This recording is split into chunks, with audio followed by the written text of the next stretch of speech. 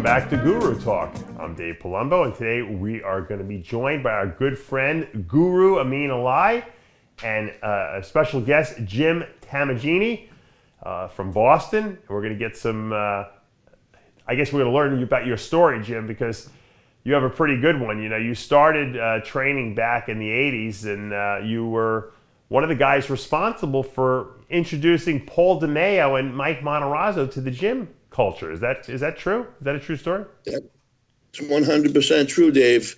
I had to drag him there. I had to drag Paul there. He wanted to just eat ice cream, and he liked playing football. Didn't want to go to the gym. Where did you meet those guys?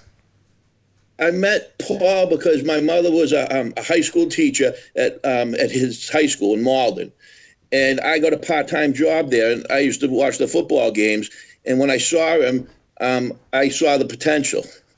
His leg was bigger than my whole body, and he had never played before. And he called me an inspiration, if you can believe that. But I dragged him to the gym first, and then I also was boxing a little bit at a garden gym in Boston. Yeah. And Mike Matarazzo was there. He was boxing, and his calf was bigger than my head.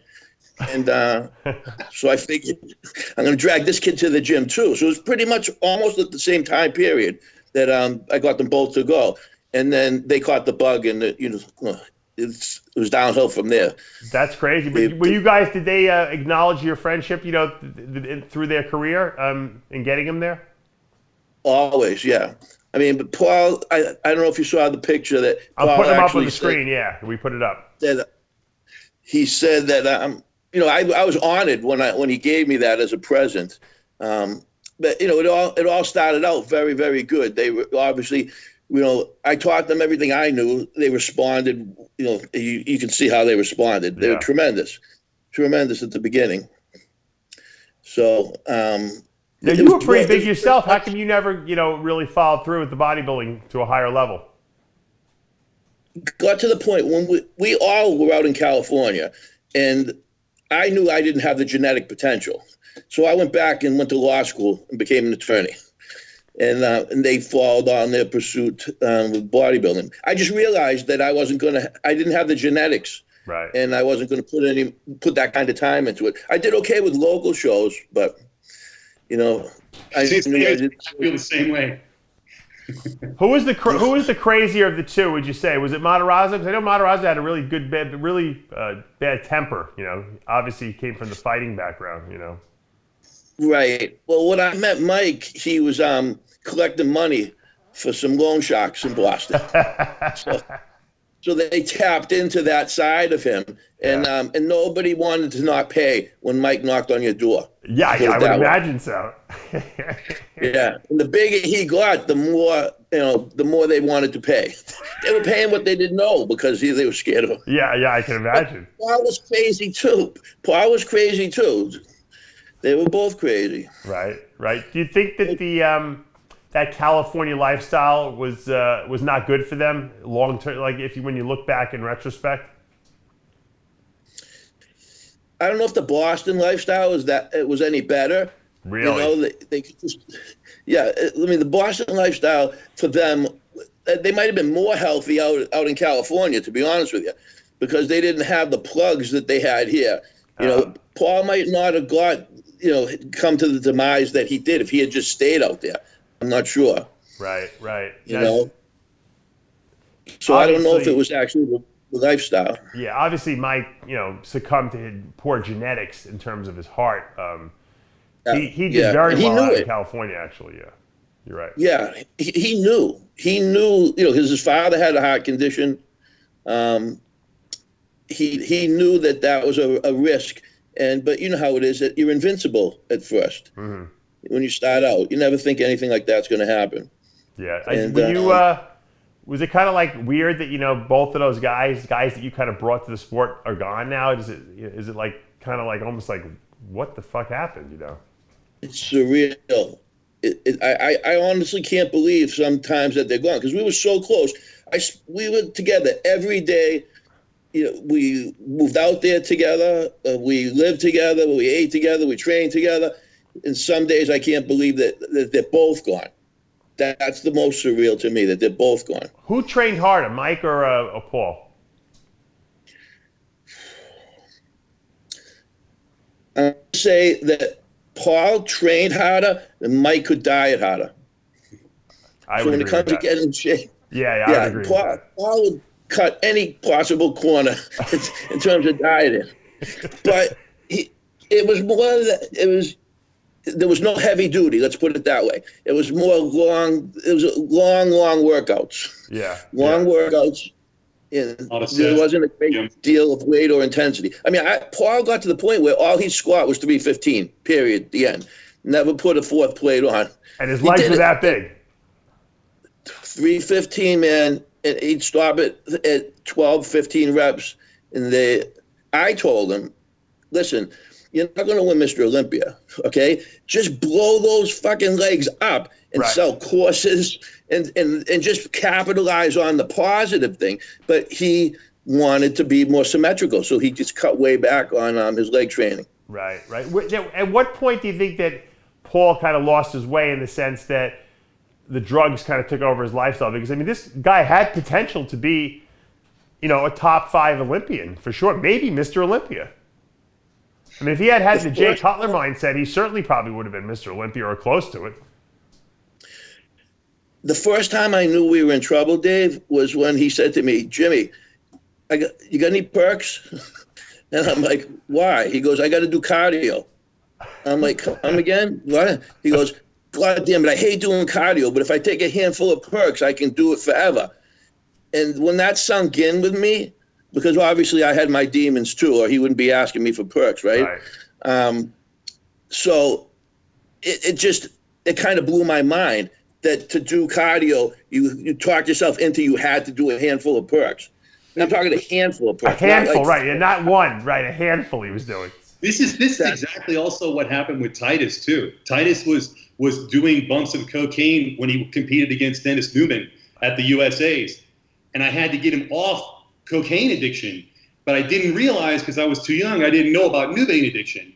So then I introduced him to Nubane. He's banging Nubane before cardio. I mean, he lived with me for a month before the 94 Nationals that Paul beat him. And I asked Jimmy, because Jim told me, he said that Paul did not look the best at the prejudging. He was off. He didn't look like he had paint on. He was pale. I don't think he did. And Craig already won before he left. Yeah. He had it in his head that he already won before he got there. He really did. So I don't think he put any color on at the prejudging. I was at that show. He certainly didn't look polished at the prejudging. He came back at night and looked really good. He looked really good. Don Long looked incredible at that night show. Yeah. Probably the best he'd ever looked in his life. And Craig found out after prejudging that he wasn't going to win, so he slammed 2 liters of soda and had 2 large Domino's pizzas. Those guys are great. It's funny because they both did the opposite. Like, Craig gave up, I guess, and Paul I tried to scare the shit out of him. I go, you don't have this. You look like shit. You got to tighten up before the night show. Right. So we got color for him.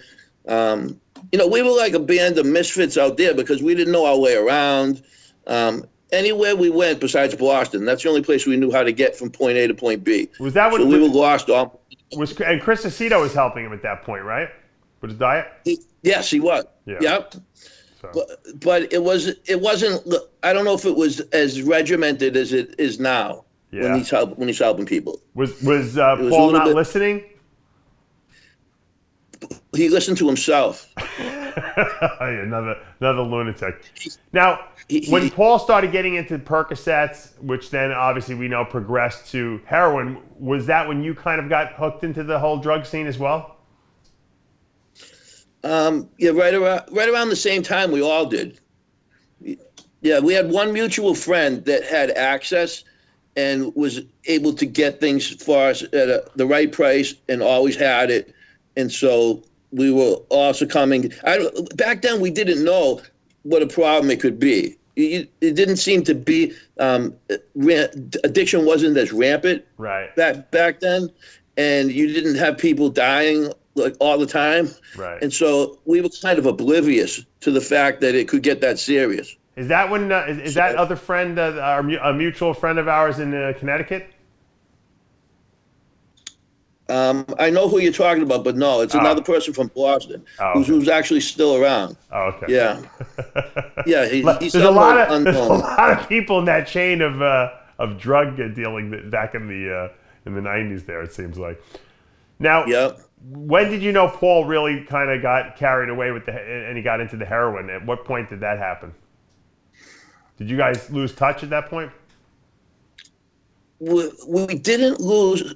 The last time one day I was going into work. I worked in the Middlesex County DA's office in Cambridge for 10 years. And one day I was parking my car, and Paul was getting off the bus in shackles. They let him clean judges' cars while he was doing a sentence. So he was alleged to have shot a gun at his then wife, who was Steve Cantone's ex-girlfriend. And he got convicted of that. My arch nemesis, a complete scumbag, George Murphy, is an attorney who he and I went against each other many, many times. For some reason, Paul hired him to represent him. And Why didn't Paul hire you? Why didn't Paul hire you? Because I was in the DA's office then. That would have been a trick if he could hire me. Yeah. Exactly. If I could have got on the case, that would have helped him. Yeah. But at the time, I was on the other side of the bar, and so I had nothing to do with this case. They wouldn't let us because it would have been a huge conflict of interest. But George represented him, and he blew trial, and so he had to do a sentence in the Billerica House of Correction. What do you mean he blew? What does blue trial mean? Lost. Oh, he lost. Okay. So he lost and he got sentenced to 2 years? Yes. Is that a mandatory like gun law you guys have in Massachusetts because of the whole Kennedy thing, clan there? Yes. It's a mandatory year. And they never got the gun because in case, the statute of limitations is long past. He gave the gun to Louis Tesolis. Louis put it down the sewer. It's still there. So what did he get sentenced to? He got sentenced to armed assault with intent to murder. And I wasn't there, but he claims that he shot the gun up in the air. And the alleged victim says he pointed it at her. It was a Desert Eagle. Paul wasn't going to miss her. So I think he shot it up in the air. Yeah. And she got a neighbor to say that he shot it at her. And so, obviously there was a gun, but they just didn't find it. Right. So if they had found the gun, that would have been more than 2 years he would have got. Wow. So you think that really fucked him up when he went to jail? It didn't help him, that's for sure. It didn't help him. Let me tell you, Paul and his brother's an attorney. I don't know if you knew that. No. And they lived in Malden in a room that's the size of your bathroom, the two of them. Wow. And I remember before the Nationals, I was sitting on his bed reading a magazine, waiting to get out of the shower. And he couldn't fit through the door of his own bedroom. He had to turn sideways and try and do a vacuum, which he wasn't that proficient at, just to get in his room. That's how big the kid was. Wow. So he didn't fit in the jail cell that easily either. Oh, no, I can imagine. It was miserable. When I went to visit him, it was miserable there. He was like 280. Yes. Yeah. And he lost a lot of weight. During the trial, he lost a lot of weight. Obviously, after he lost a lot of weight. And they were two diametrically opposed individuals, Mike and Paul. Mike could fight. Paul wasn't a fighter. No. Not a physical fighter. No. We had to get people to help him out when he was in Billerica to keep him safe because he lost weight fast, and he didn't want to be a fighter. Right. He didn't want to be a fighter. Mike would have killed everybody in there. Yeah, he would have been running the whole prison if he was in there. Yeah. So when Paul got out, did you guys reestablish your friendship? Were you still friends? Yeah, we were friends right up until the last couple of years. Within the last year of him passing, we were good friends. So why did he turn to heroin? He couldn't afford the perks anymore? Same thing with present company included. Everybody does the same thing. The perks get expensive, They get very expensive. How many Percocets were you taking a day when you were at your max? Well, because it went from perks until in the around 1999, I was in a bad car accident, and they started giving me OxyContin. Oh. So, okay, so those are, it's like night and day between 5 up to 30 milligram perks, and then you go to OxyContin as another animal altogether. And it's actually worse than heroin because it attaches to those receptor sites viciously. It won't let go. The heroin will only stay on for 24 hours or 48 hours at the most. Yeah. But it's just the price. Like you said, you alluded to, it's the price. It gets dirt cheap to get the heroin. So what was Paul shooting the heroin, or was he snorting it? He was shooting it. He got to the point, something I never could do. Thank God. He got to the point where he was shooting it. When he passed away, it was because he was shooting it. And he shot a bad bag. Is that what happened? There's too much fentanyl in it. Is that what? I'm gonna tell you what I don't know because I saw. I know because I know. He was so bad that he robbed a girl that was in a wheelchair and took her OxyContin. Her brother, unbeknownst to him, was his heroin dealer. Oh my God! And some of the bags he got weren't what they were supposed to be. So you think they killed him? He was murdered. You heard it here first. Wow. He was murdered. Wow. Really? Paul was murdered. Yep. Wow. That's how the drug game is, man. It's dirty. I don't think anyone's ever heard that. I don't know if anybody really knew the circle that he fell into, that he was hanging around with. I don't know if too many people. He didn't advertise it. I think a lot of people knew that he got his blocks from Metrex and he'd go and sell it all so he would have money for the drugs. He had to sell his Corvette so he could pay the scumbag George Murphy, his lawyer. And he liquidated anything he had just to get the drugs. So wow. I don't think too many people knew who he was hanging around with. So he was. So they purposely gave him that bag of stuff that was too strong. That's what I believe. I believe that the person who gave him that bag, and they also gave it to another person who also passed away that same night. So that, to me, confirms my theory. Because they went and they picked up together, Paul and another individual. Yeah. And they both met the same demise on the same in the same 24-hour period. Wow. Paul's father found him. The nicest guy in the world. He found him and all slumped over, and it was too late by that point. How old was Paul when he died? I think it was 2005, so he was in his 30s. Wow. 30s. He just disappeared for a while. Like his bodybuilding went. I mean, there was no pictures and stuff for like years. I saw Paul, he was I think it was at the Olympia.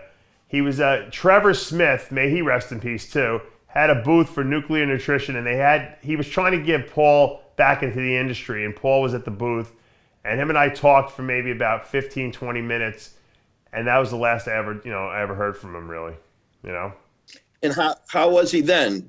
Was it obvious that he was under the influence?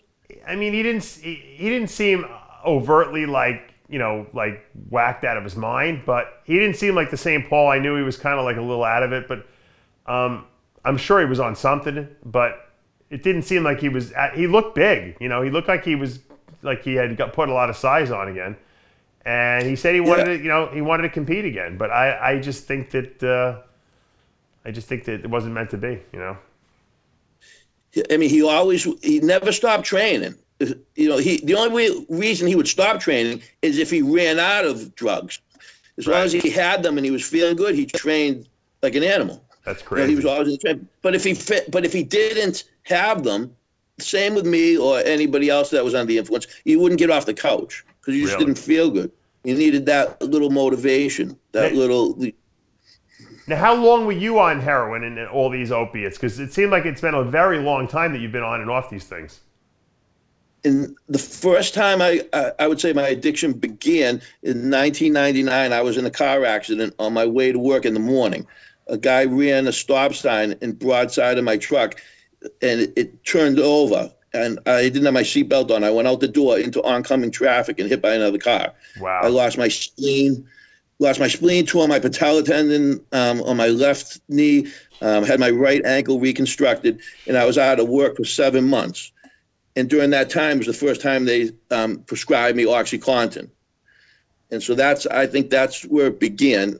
And it was on and off. My wife passed away in 2002 in bed next to me on Father's Day morning. Oh. I woke up, she was bleeding from her nose. She had an aneurysm, probably because of things she was taking. Was she doing drugs also with you? Not so much with me. Back then, just as Ameen alluded to, we had Nubane, and no one knew that it was addicting at the time. Right. And she liked it. I didn't like it. It was much different to me than heroin, or at that time I wasn't doing heroin. That time was just, I had so many OxyContin, I didn't need to do heroin. Right. The doctor, they didn't seem to know that it was hillbilly heroin or whatever they call it now, or they started to call it in like the 2000s. Back in the late 90s, they were just prescribing it freely. And I had so much of it, I didn't know what to do with it because I wasn't taking it because it was time released until someone showed me you could remove the coating and ingest it nasally and it hit you right away. Right. People snort it. Yeah. We were off to the races then, Dave. Yeah. Now, your wife was doing that too? I would say yes, but we didn't do it together so much. Right. We lived in the same house and we were hiding it from each other. Oh, really? Did you think that was responsible for the aneurysm that she suffered? If I would say I'd have to answer your question, yes, but I don't have any conclusive. Right. And I just wondered if it ran in her family or if it was drug induced or whatever, but it's hard to tell. Yeah. It's very hard. She had just had our son. We had 2 kids. She had our son, and she had the postpartum depression, very, very bad. Oh, wow. And that was her way of trying to cope with it. And she was having really, really bad headaches, and she was supposed to go to the doctor on Monday, but Sunday she passed. Oh my gosh. So that just made my addiction worse. Right. Did you Yeah. How were you raising your kids at that point when you were all alone now, as a single parent? I had to, I stopped practicing law at the time, and I'm fortunate enough to have a good family. I have 3 younger sisters, and one of them moved in with me to help. Oh, thank God. So, thank God. How old are your kids now? Yeah. Are they full grown? Yeah, my daughter's a school teacher, and she's 25, and my son just he has a full scholarship to Johnson and Wales, and he's a freshman. Wow! Congratulations, you did good. You did good, Dad. Talk to me about your addiction. At what point did it get to the point where you couldn't take it anymore? Because now we have to bring in our good friend Guru Ameen, because he was one of these. He helped you, or he became an angel essentially in your life to help you get off all these drugs. Yeah, I mean, it's very, very recently. I just left Ameen yesterday after being with him for 10 days. And it had gotten to be too much a number of times. And I had done other things, other rehabs, and nothing ever seemed to work enough. How much were you taking, And I heard Jim? about Ibogaine. Probably 2 grams of heroin a day. Wow, that's a lot. Yeah, I know people that take more. I know people that take less. Yeah. It was a good amount for me. It was enough that I wanted to stop badly. What does that cost on the street, Jim? 2 grams.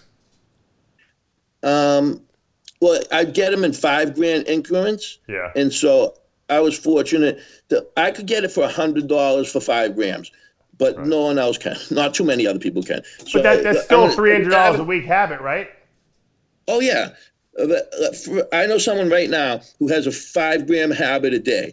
So it costs him $225 a day. Wow. Yeah.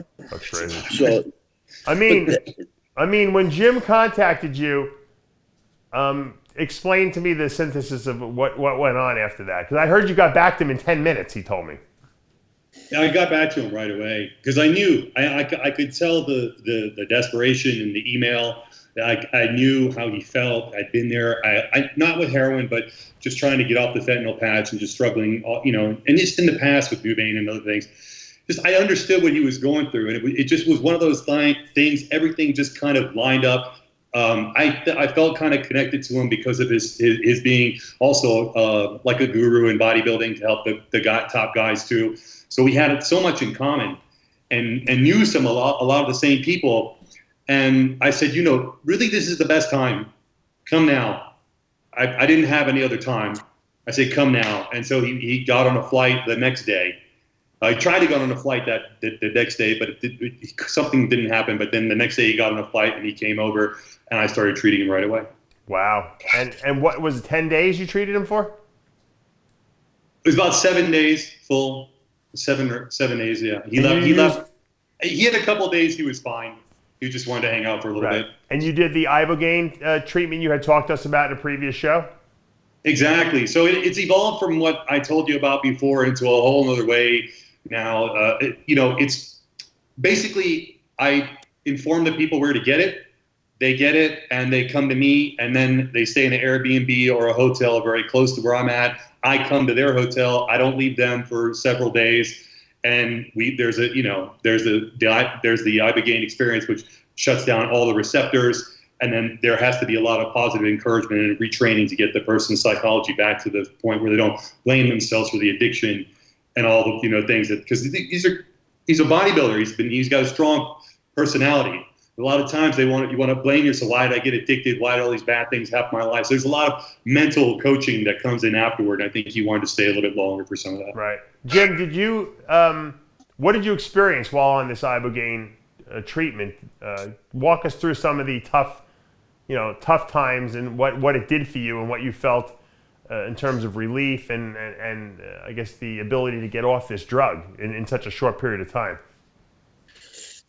I had heard about it, I'm going to say 3 or 4 years ago, and researched it a lot and was thinking about going to Mexico. But I owe it to you, Dave, for having Ameen on your show. When I saw that, I'm like, this is what I have to do. I'm not going to Mexico. I'm not going that route. And when I sent that email to Ameen, I pressed send, and I didn't think I was ever going to hear from him because I figured he was busy. 10 minutes later, he calls me, and he says, I want to help you. Can you be here Monday? And I'm like, I'll be there Monday. So when I got there, I had a short period of time to try and order it and get it to him, and so we could get all our ducks in order. But anybody who's thinking about doing this, don't hesitate. You have to do this. And it's the most effective way to get off the drug. Ameen didn't leave my side the entire time. And it's a good thing, too, because he is very knowledgeable about it because he worked in some of the clinics for a long time. So he learned and he perfected the method that he uses. And without getting into the specifics of that, because not only does it help with addiction, but it clearly helps with bodybuilding. I mean, something like this in post-psychotherapy, I think could revolutionize what we do in the sport. But what I experienced is a lot like it's, the only way to describe it is a trip, but it's not like LSD or mushrooms or anything like that. It's very introspective. It's very intense, right, but it lasts several days. Okay. And during that period of time, if you open your eyes, the whole world is moving. Right. It's moving really fast, and it's not. You need somebody to be there watching you, in my opinion, because you're not going to safely make it to the bathroom. So Ameen is there, and he's not just there to help you physically move around if you need to. He's also there talking to you, and making sure the experience is introspective and therapeutic. Right. And did you have any emotional things that came up that were like almost more than you could handle? And did you have any major insights into yourself during this experience that you remember? Yes. You see a lot of things from earlier periods in your life during it. Yeah. And you end up asking yourself, why in the hell did I ever let this happen? Like you really start to question the path that you took. And I think that's part of getting through the experience in a positive way, because you have to have that introspection. Well, what did you come up? What was the reason that you did it? I mean, did you got involved with drugs? There had to be some kind of an episode in your life that came up and said, "Aha, this might have been the reason," you know. Well, I always knew. I have to be honest. If I didn't have 2 kids, then the gun I sat on the floor with, I probably would have pulled the trigger. I couldn't do that to them. Right. And that's because my wife passed away. Right. And that wasn't a real revelation for me. Like I knew that had a lot to do with it, but I didn't know it in the same way as I learned through the Ibogaine experience. Right. So you think you were punishing yourself essentially for the pain that you were in? Yes, and it helped me come to grips with it in a way that's positive through the experience that I had with Ameen and the Ibogaine. And before, even though I knew it, it was like in the back of my mind. Right. Before it was like an excuse, and now it was a tool for me to understand why and not repeat the mistakes that I made. Right. Do you have any desire to do drugs right now? No. Let me tell you something. You couldn't even look at drugs after this. Ameen has it down to a science, so that when you don't just take it and you're done, he has a way of doing it that reinforces it in your head, so that days and weeks afterwards, you would be physically sick if you saw the drugs. If you could put as much heroin, OxyContin, Percocets in front of me right now, and I'd just push it down the toilet. I couldn't look at it. Yeah. Part of this was, he was using, and he brought some of it with him. Okay. We're going to be honest, okay? Yeah. He brought some of it with him. So I said, I have to know. I had to be in control of anything that he had possessed, because you cannot ingest anything under the influence of Ibogaine, because it potentiates everything. Right. So, like even testosterone, if you're on 200 milligrams of testosterone and you take Ibogaine, it's like 400, 500 milligrams. Right. Everything potentiates. And as a result of this, he coughed up what he had. It was that powder stuff, the white powder, like you've seen on American Gangster. Yeah. Like it was the purest of the heroin. It wasn't that brown tar shit, whatever that stuff was. Right. And I held on to it, not realizing, because I also, part of the whole thing was, you're going to want to flush this down the toilet. And then 3 days after we were done, I gave it back to him, and he flushed it down the toilet. It wasn't even a thought to him to even use it. It was repulsed by it. So it takes the desire of Ibogaine treatment completely removes the desire to do the drugs, is what you're saying, I mean. In my opinion, yes. Jim, how do you feel?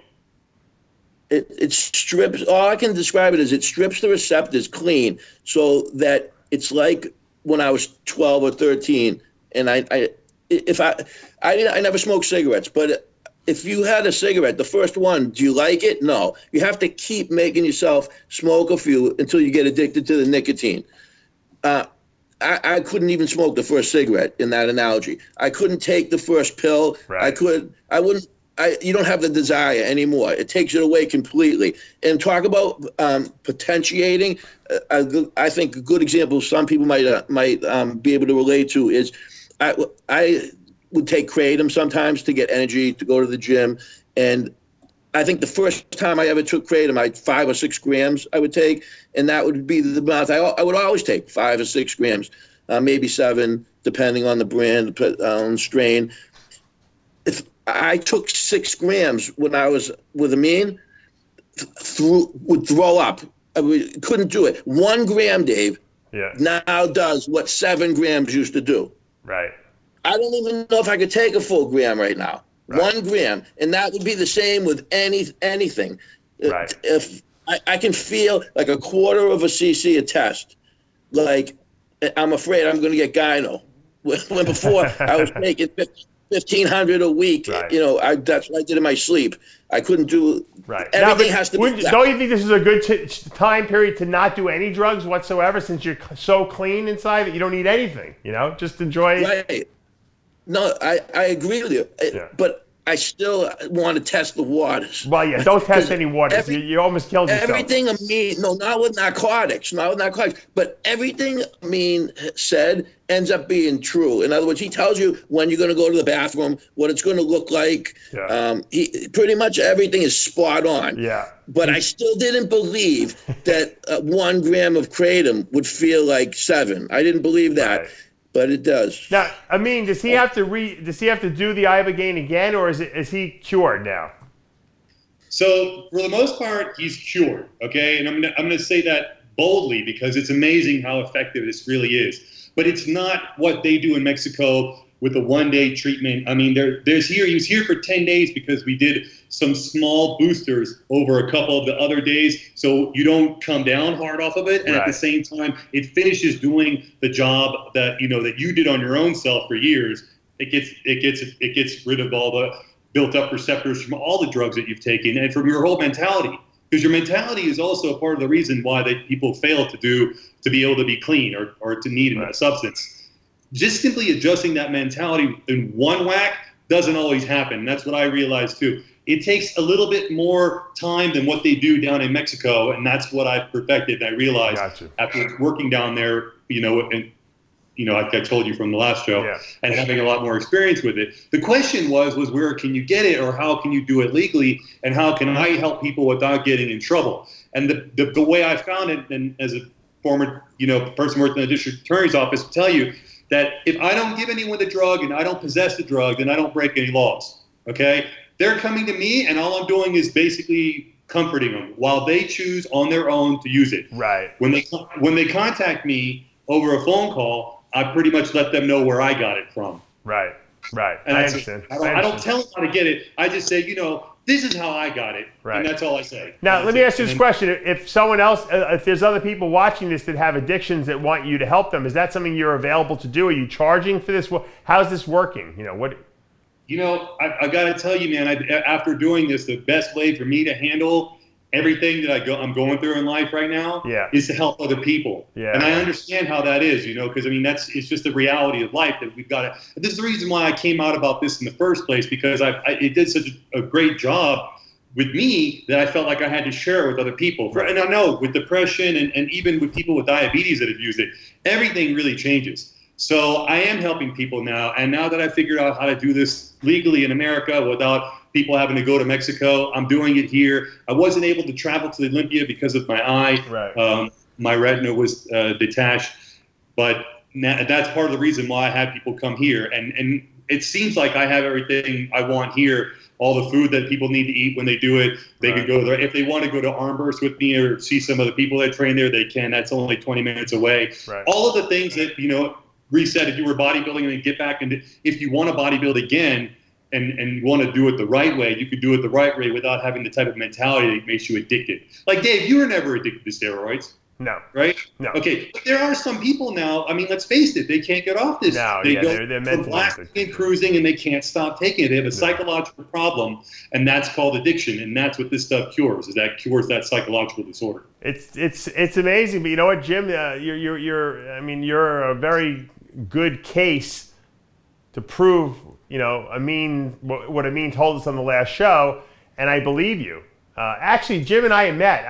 Didn't you drive up with Michelle? I mean, I know we have a mutual friend, Michelle Morrison. You drove to my house, didn't you, with her one time? Yes.